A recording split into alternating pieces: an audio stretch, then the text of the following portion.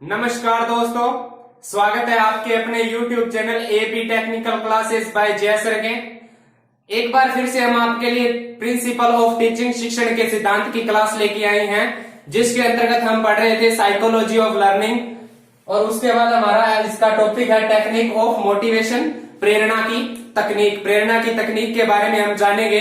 हमारी last class अगर आपने दोस्तों नहीं देखी है तो इसी वीडियो के डिस्क्रिप्शन बॉक्स में आपको उसका लिंक मिल जाएगा, तथा साथ ही हमारी जो प्ले लिस्ट बनी हुई है उसका आपको लिंक मिल जाएगा, जहां से जाके आप क्लासें देख सकते हैं। लास्ट क्लास में दोस्तों हमने किया था सीखने और सिखाने की जो उद्देश्य है, जो प्रेरणा है, उनके बारे में हमने पढ़ा था उस क्लास में। आज की हम क्लास में हमारा उद्देश्य एम है सीखना व्यवहार में परिवर्तन है। जो हमारा रेगुलर व्यवहार है उसमें सीखेंगे तो क्या है, उसमें परिवर्तन आएगा। Learning change is the behaviour. तो आज हम पढ़ेंगे जो सीखने के व्यवहार के अंदर जो परिवर्तन है उसके बारे में। देखो, प्रभावी प्रेरणा के अंतर्गत क्या होता है, जो प्रशिक्षक होता है या जो शिक्षक होता है उसको क्या है, जो नकारात्मक सुदृढ़ीकरण होता है यानी रेनफोर्समेंट होता है, जिसके बारे में हमने लास्ट वीडियो में पढ़ा था, उससे क्या है प्रशिक्षक को क्या है बचना चाहिए, और उस जो नकारात्मक सुदृढ़ीकरण है उससे क्या है नजरअंदाज किया जाना चाहिए। उससे क्या है आश्चर्य उत्पन्न करना चाहिए। शिक्षार्थियों के समय की रुचियों और उनके संबंध में उनके सीखने के तरीकों को प्रतिकल के रूप में लाया जाना चाहिए। यानी कि जो रेनफोर्समेंट है हमेशा व्यक्ति का या जो प्रशिक्षु है उसको क्या है पॉजिटिव रखना चाहिए। जो सीखना व्यवहार में परिवर्तन है यानी learning is the change in behaviour है, तो उसमें क्या हम पढ़ेंगे सीखने का मतलब क्या होता है। सीखने में मानवीय जो केंद्रीय वोकल क्षेत्र है वो क्या है, सीखने की जरूरतें क्या है, सीखने के अंदर जो विधियां है वो किस प्रकार से है, निर्देशन विधियां है, बातचीत से हम शिक्षार्थी को कैसे सिखा सकते हैं। उसके बाद उसका वातावरण है, मनोवैज्ञानिक कारक है, इफेक्ट है, और उसके बाद सीखने की जो टेक्निक और जो टाइप्स ऑफ लर्निंग है उनके बारे में हम जानेंगे।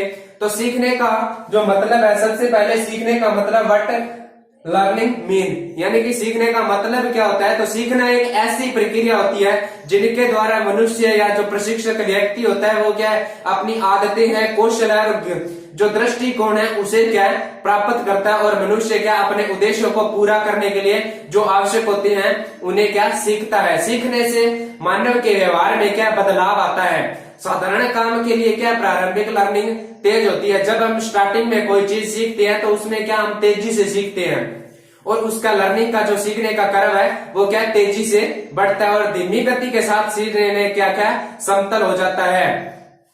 उसके बाद हम देखेंगे सीखने की स्थिति, learning of situation. Learning of situation में क्या है स्थिति, जो सीखने की स्थिति है, दृष्टिकोण है, ज्ञान है, कौशल है, उसके अधिग्रहण के लिए जो अधिकाधिक वातावरण का जो प्रदान करती है उसमें क्या उसका संतोष और नहीं है। अगर यदि उसमें संतोष नहीं है तो प्रभावी शिक्षण को प्रभावित करता है। उसके बाद सीखने की जो स्थिति है उसमें क्या सीखने का अवसर प्रदान करने हैं। सीखने की स्थिति के अंतर्गत क्या गुणवत्ता और गति निर्धारित करती है, जिससे शिक्षार्थियों को क्या है अच्छी शिक्षा प्रदान की जा सकती है। आगे है दोस्तों नीड्स ऑफ लर्नर, यानी सीखने के व्यवहार में परिवर्तन का आगे टाइप है needs of learner. Needs of learner क्या होता है, जो शिक्षार्थी की आवश्यकताएं होती है उसके बारे में है। तो सीखना क्या आवश्यकताएं, सीखने वाले की जो आवश्यकता होता है उसकी प्रतिक्रिया को महसूस करने का स्थान ले सकता है। शिक्षार्थी को क्या है जब सीखने की जरूरत होती है, जरूरत को वो समझता है, तभी क्या है शिक्षार्थी जो शिक्षण अधिक ग्रहण करने में क्या है वो अपनी रुचि लेता है। उसी प्रकार से क्या है प्रशिक्षक क्या है उनकी प्रक्रिया आवश्यकताओं को प्रदर्शित बनाने के लिए और उन्हें सिखाने के लिए तैयार कर सकता है। उसके बाद है लर्नर कंटेंट। लर्नर कंटेंट क्या होता है, जो सीखने की सामग्री होती है। हम कोई सीखने की प्रक्रिया में अधिक प्रेरणा है या मोटिव है तो उसे क्या सीखने के लिए हमें जो कंटेंट की आवश्यकता होती है वो क्या है सीखे जाने वाली सामग्री। उसमें क्या प्रशिक्षु क्या अपने मानसिक जो स्तर है उसके अनुसार पाठ्यक्रम सामग्री को ऐसी भाषा में प्रस्तुत करता है जिससे क्या शिक्षार्थी द्वारा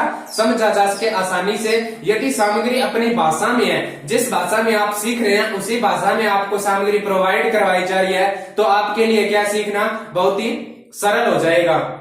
उसके बाद है लर्निंग मेथड, यानी कि जो सीखने के तरीके हैं वो किस प्रकार से होता है। विस्तृत समय में क्या है सीखना, क्या है एक अच्छा काम होता है। अगर हम जल्दबाजी में सीख रहे हैं कोई कार्य तो वो क्या अधूरा रह जाता है, जिसे क्या कर, जिसे हम एक प्रकार से देख सकते हैं कोई भी ज्ञान है अगर अधूरा ज्ञान क्या होता है हमेशा खटकता है। तो इसीलिए क्या है लर्निंग जो करनी चाहिए, जो सीखना चाहिए वो क्या है धीरे धीरे सीखो, उसको पूरा सीखो।